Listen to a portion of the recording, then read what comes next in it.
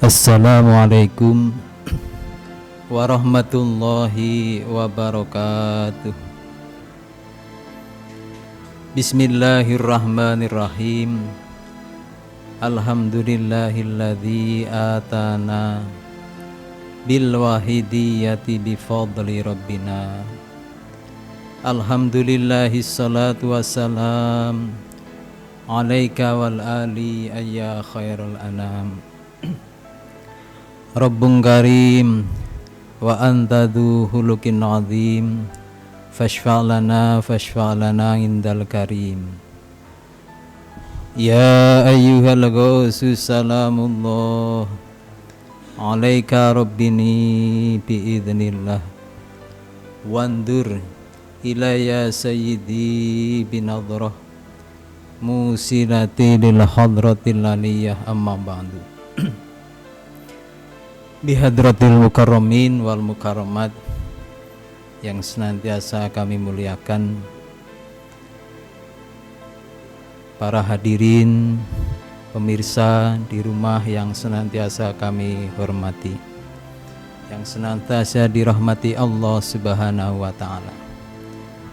Marilah sebelum kajian Ramadan kita laksanakan, yang utama, yang terutama kita panjatkan puja dan puji syukur kehadirat Allah Subhanahu wa ta'ala atas segala limpahan rahmat, taufik, hidayahnya, sehingga pada kesempatan sore hari ini kita masih diberi kesehatan, diberi kemampuan, diberi umur panjang oleh Allah Subhanahu wa ta'ala, sehingga bisa melaksanakan kewajiban kita di bulan suci Ramadan ini, puasa yang menjadi kewajiban kita bersama.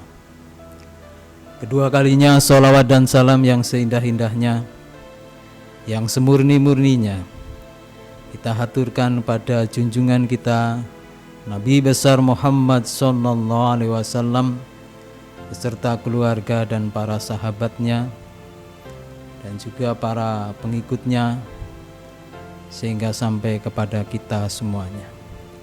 Besar harapan kita semoga kita semuanya, keluarga kita, umumnya jami'il mu'minina wal mu'minat wal muslimina wal muslimat, senantiasa mendapatkan syafaat dari beliau Rasulullah sallallahu alaihi wasallam min yaumina hadza ila yaumil qiyamah. Amin amin ya rabbal alamin.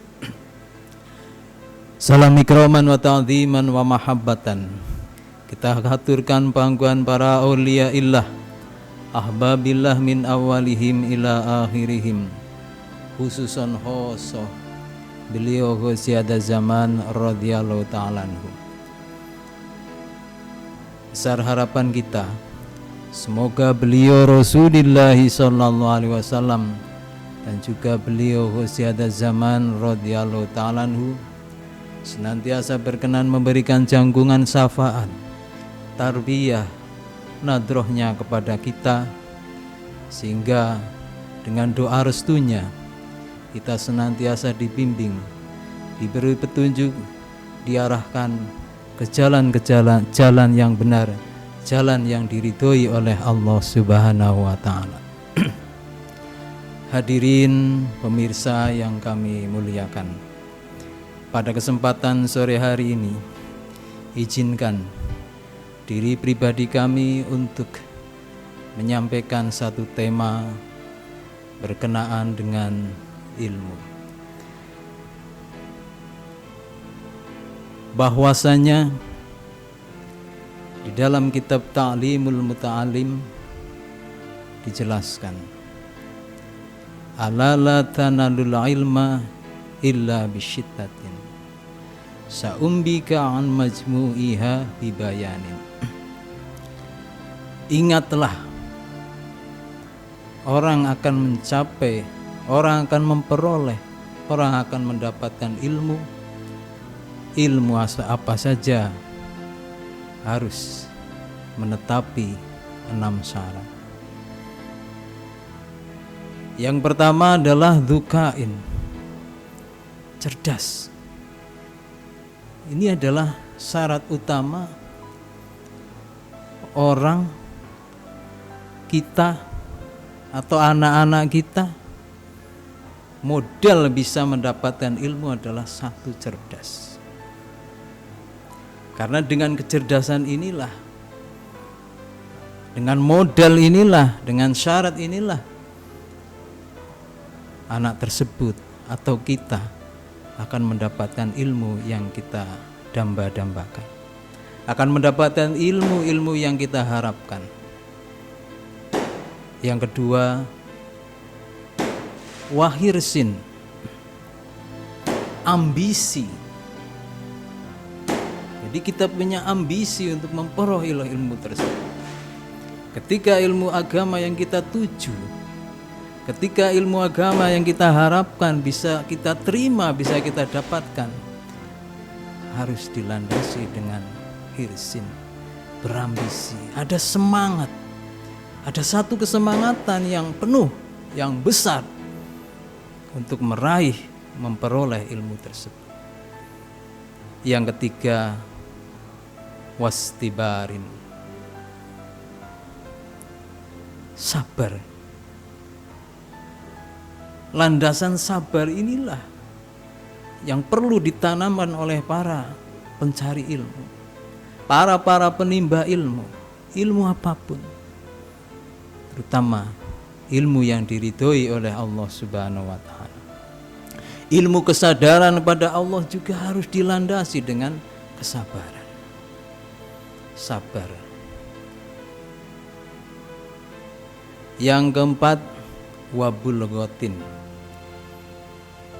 Wabulghatin adalah bekal, sangu, bekal kita dalam rangka memperoleh, mencari ilmu, harus ada bekal.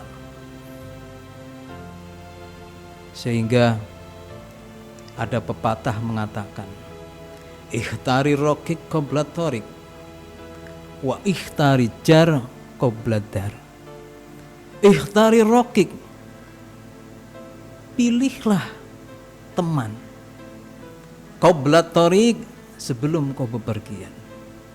Carilah teman sebelum kau bepergian. Ketika kita mau melaksanakan, mau ke suatu tempat, carilah teman. Sehingga dalam perjalanan inilah kita akan mendapatkan kenyamanan, ketentraman, keselamatan. Wa ikhtari jar qabla dar. Pilihlah tetangga sebelum kau bangun rumah, sebelum kau menempati rumah. Carilah tetangga yang baik terutama. Ketika kita suatu ketika mencari tempat tinggal, memilih tempat tinggal, mari dahulukan, lihatlah dulu, survei dulu, apakah tempat ini nyaman buat kita, terutama adalah tetangga-tetangga kita. Ketika kanan kiri tetangga kita baik, insya Allah harapan kita menempati suatu rumah, kita bertempat di suatu daerah, kita akan dalam kondisi yang tenang, dalam kondisi yang baik.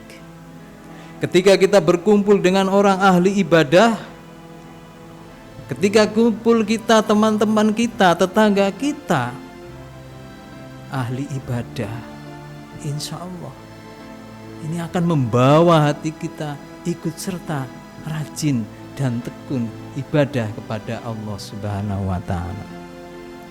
Tapi sebaliknya, ketika teman kita yang kita ajak bepergian, maaf kurang baik, kita mungkin akan mendapatkan kesulitan. Kita mungkin akan mendapatkan satu bentuk kesusahan di situ. Ketika kita memilih tempat yang akan kita tempati, kok di situ lingkungannya kurang baik, lingkungannya kurang nyaman,